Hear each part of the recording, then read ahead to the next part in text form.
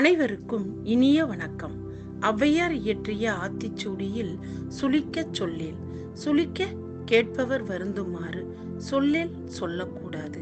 அதாவது கேட்பவர் மனம் வருத்தம் படும்படியாக எப்பொழுதும் நாம் பேசக்கூடாது.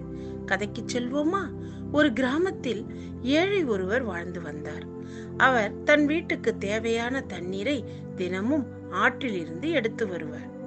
தண்ணீர் எடுத்து வருவதற்கு அவர் 2 பானைகளை வைத்திருந்தார். அந்த பானைகளை ஒரு நீளமான கழியில் 2 முனைகளிலும் தொங்கவிட்டு கழியை தோளில் சுமந்து செல்வார். 2 பானைகளில் ஒன்றில் சிறிய ஓட்டை இருந்தது.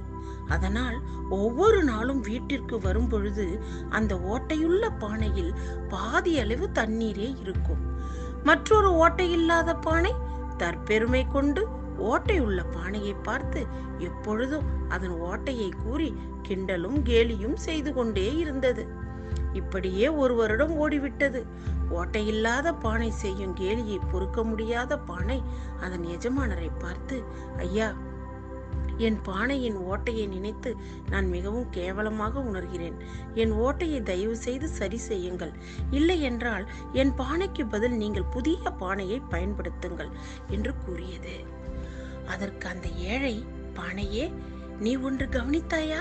நாம் நாள்தோறும் வரும் பாதையில் உன் பக்கம் இருக்கும் அழகான பூச்செடிகள் வரிசையை கவனித்தாயா? உன்னிடமிருந்து தண்ணீர் சிந்துவது பற்றி எனக்கு முன்பே தெரியும். அதனால்தான் வழிநெடுக பூச்செடி விதைகளை விதைத்து வைத்தேன். அவை நீ தினமும் சிந்திய தண்ணீரில் இன்று பெரிதாக வளர்ந்து பூச்செடிகள் எனக்கு தினமும் அழகான பூக்களை தருகின்றன.